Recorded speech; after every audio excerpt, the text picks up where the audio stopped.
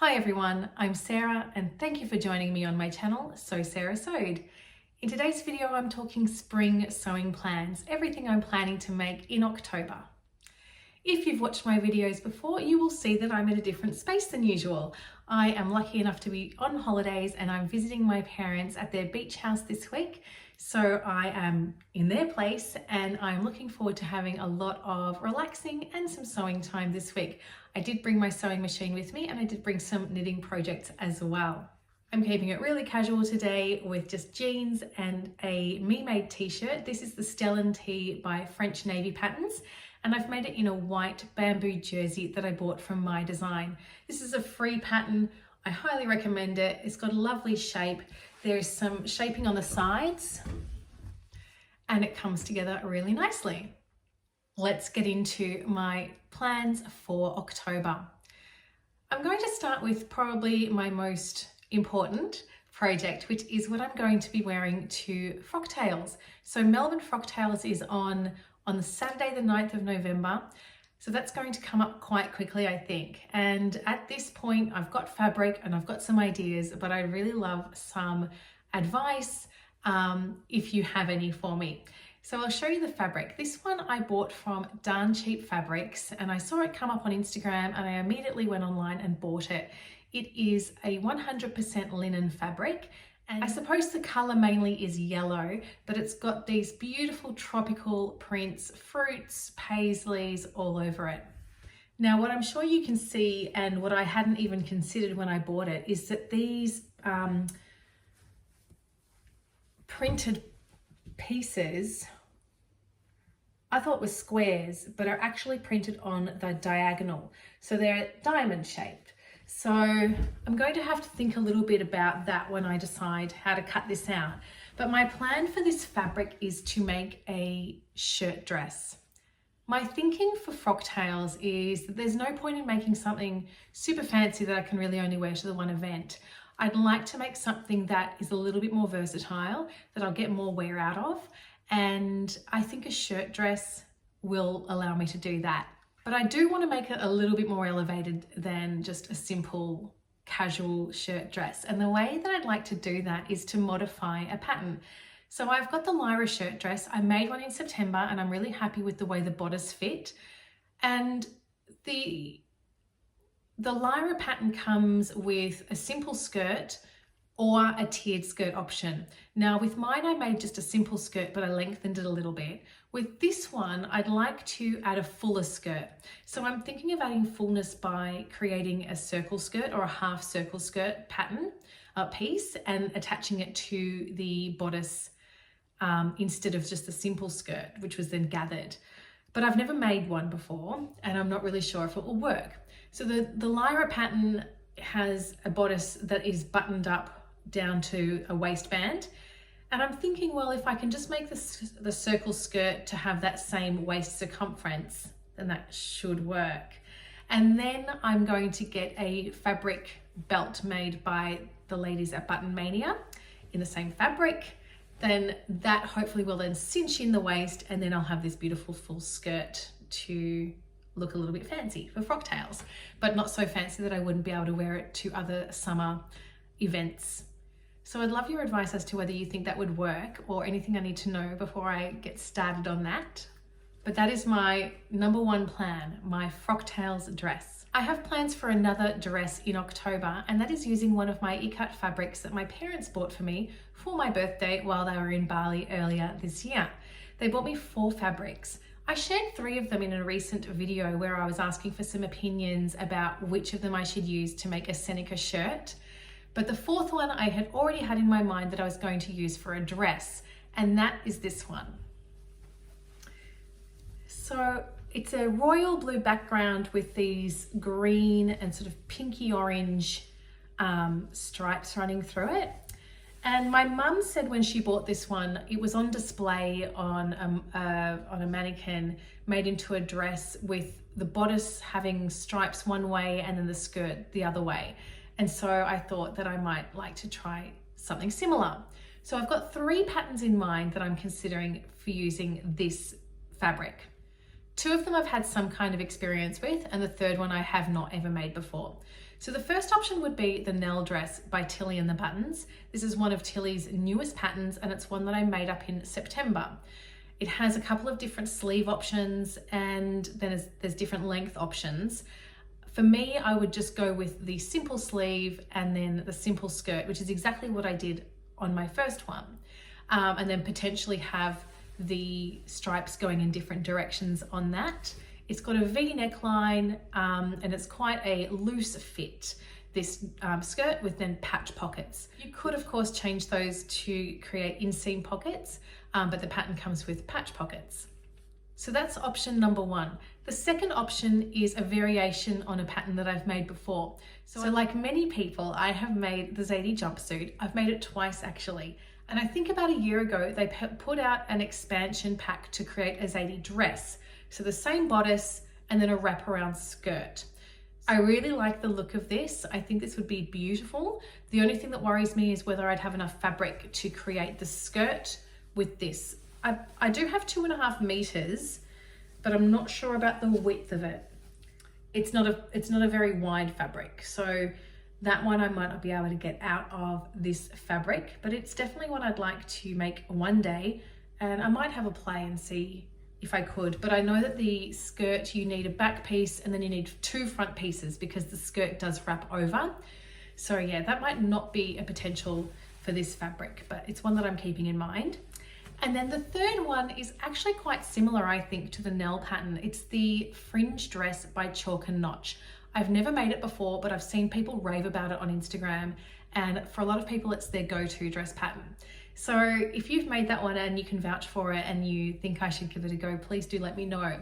So there are a lot of similarities between this and the Nell in one of its views anyway. So the Chalk and Notch fringe dress has 2 bodice options. One of them has a button up front and the other one has no buttons but kind of a shaped neckline. I don't really know how to describe it, but I'll put pictures in.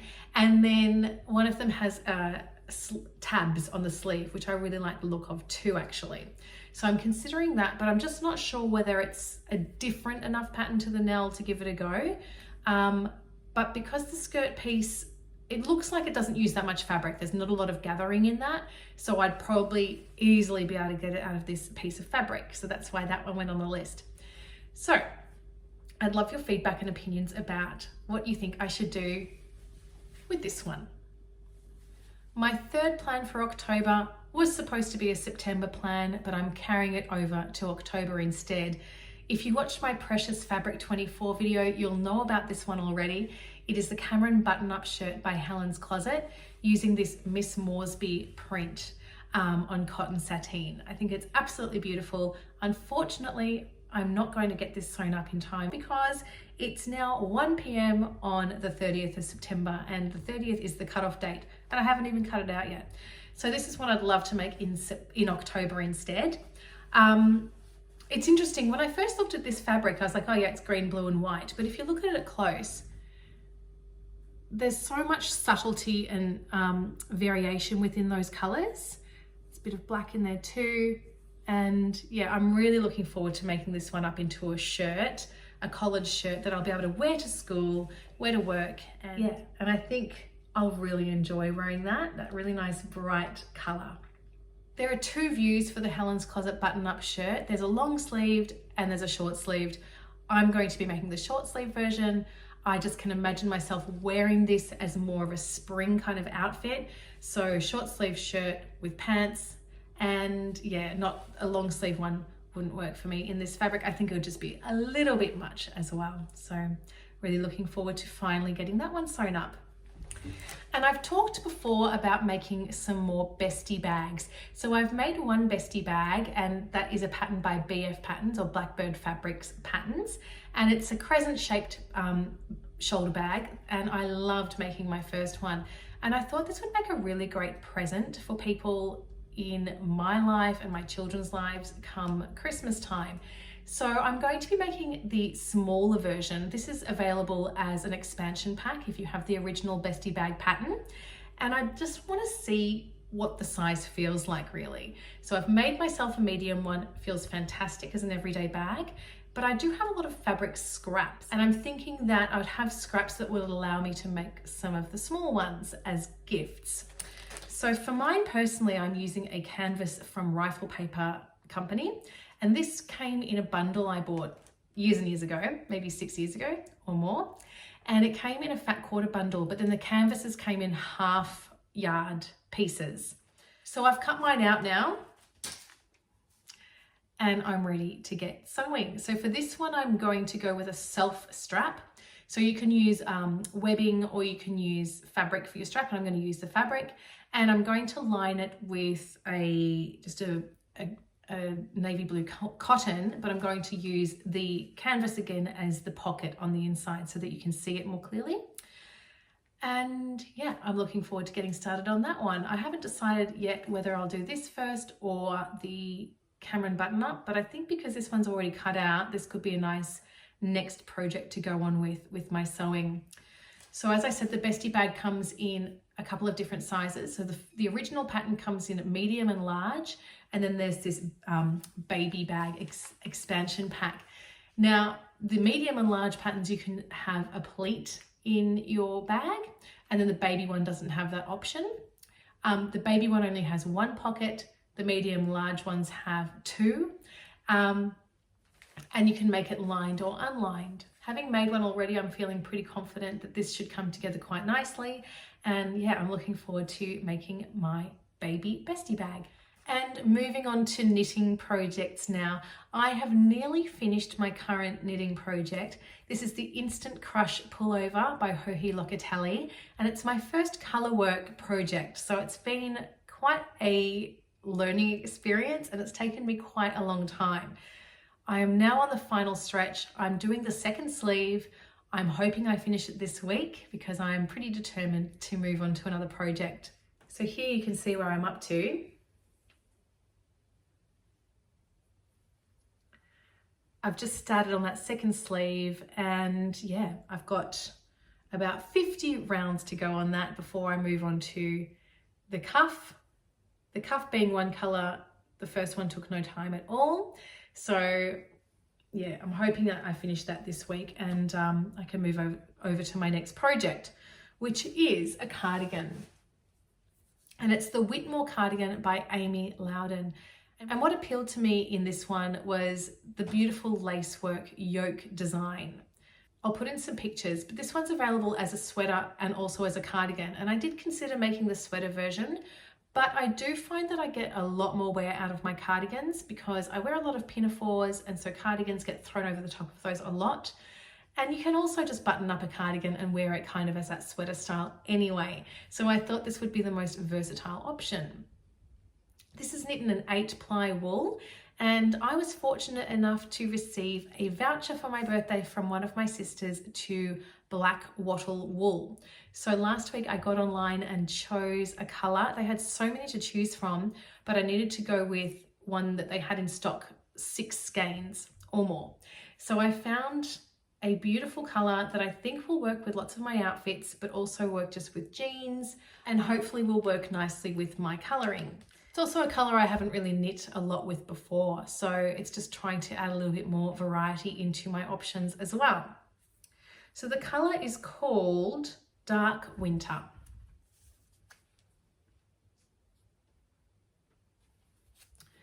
And it's on their honeysuckle base, which is an 8-ply or DK weight.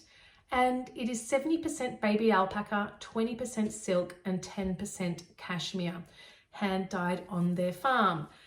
It feels absolutely beautiful. I'm really looking forward to working with a nice thicker yarn because the previous project is knit with mohair, and just working with a single strand will be really lovely because most of that project you're working with 4 strands of mohair at a time, and it does become a little bit, you know, it's hard work. It's harder work, I think, than just a single strand project. So I'm looking forward to getting onto that one.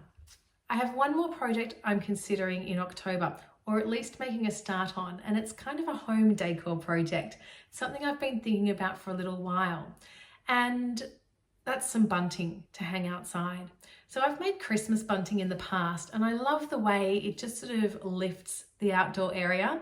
I've got a very small backyard, but I think adding some bunting in colours would just make it feel more festive and a little bit more inviting to go out as the weather warms up. And I was thinking I would just use scraps or fat quarters that I can't see myself using. I do have quite a lot of fat quarters and I do have a lot of scraps. So I came across a tutorial on YouTube where you basically just use a square and it shows you how to sew down one side, and then you have your triangles and then you sew it to some twill tape. So I was thinking about perhaps starting to cut up some squares this month and start my collection of triangles. I'm happy to have a mixture of sizes. I really don't mind that, that look. But I'd love to have some colourful bunting hanging across my back fence and just, yeah, creating that inviting springtime feeling in my backyard. So I have plenty to go on this month. I know I'm being ambitious. I always am. I do like to have quite a few projects to keep me going. I like to have a few things to pick from when I'm going on with my next project, and I'm pretty excited about all of those. So I'm looking forward to getting started. I'm very interested to know your thoughts on the dresses and any ideas that you have there. And I hope you're having a lovely week, and I'll look forward to seeing you in my next video. Bye-bye.